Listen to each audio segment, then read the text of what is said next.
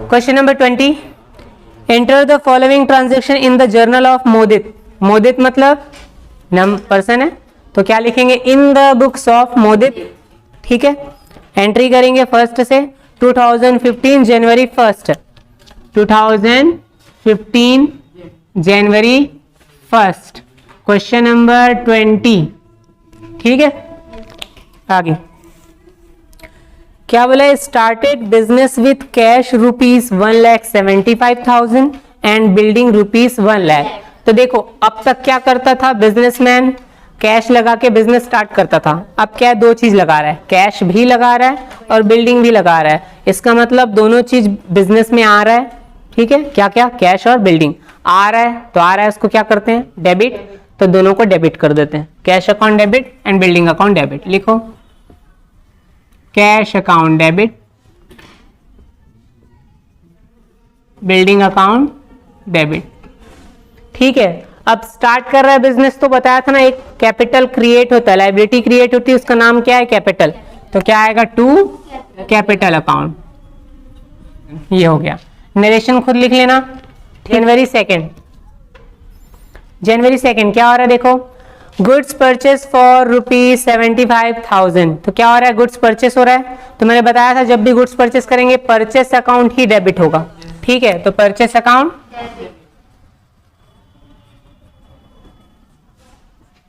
To क्या लिखा है, कैश लिखा हुआ है, लिखा है ना।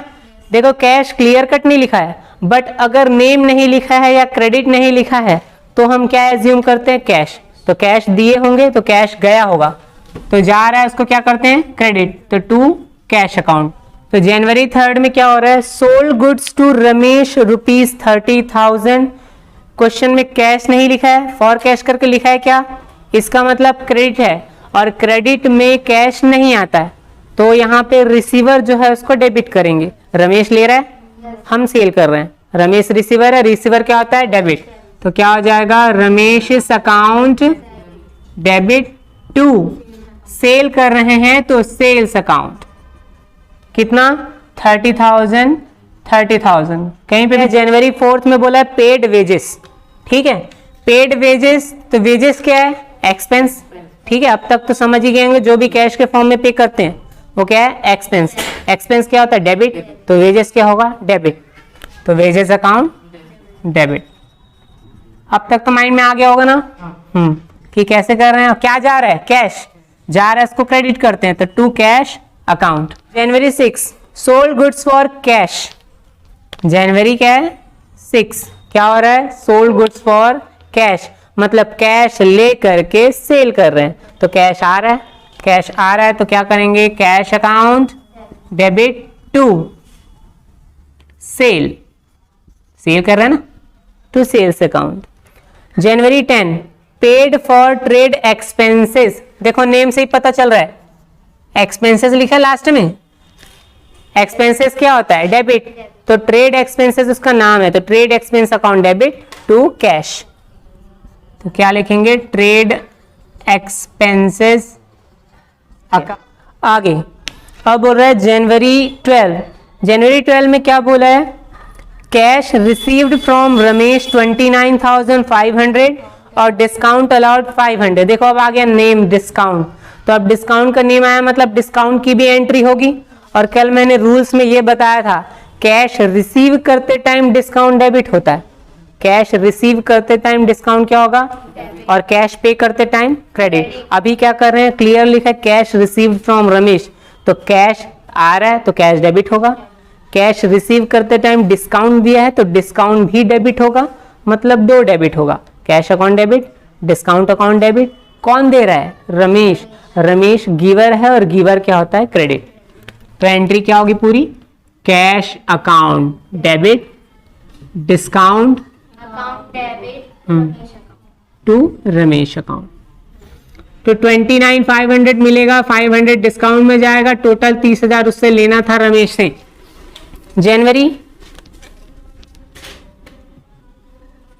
14, जनवरी 14 में हुआ गुड्स परचेस फ्रॉम सुधीर 27,000। अब देखो गुड्स परचेस, फिर से बोला परचेस गुड्स, क्या आएगा, purchase account debit. Goods purchase करेंगे तो क्या डेबिट होगा? हाँ, परचेस अकाउंट डेबिट। किससे परचेस कर रहे हैं? हाँ, सुधीर से, to Sudhir account.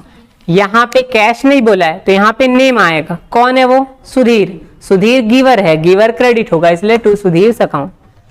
Purchase account debit to Sudhir account. कितना? जनवरी 18। तो जनवरी 18 में क्या लिखा हुआ है? Cartage paid. Cartage is a kind of expense. क्या होता है? एक्सपेंस। एक्सपेंस क्या होता है? डेबिट। तो कार्टेज क्या होगा? Debit. Cartage account debit to cash. Practically सोचना है कि क्या हो रहा है। कार्टेज एक्सपेंसेस अभी डेबिट कर दिए, क्या दिए होंगे? पैसा दिए होंगे, पैसा गया, कैश गया टू कैश अकाउंट। ठीक है, कितना है? जनवरी 20। तो जनवरी 20 को क्या लिखा हुआ है?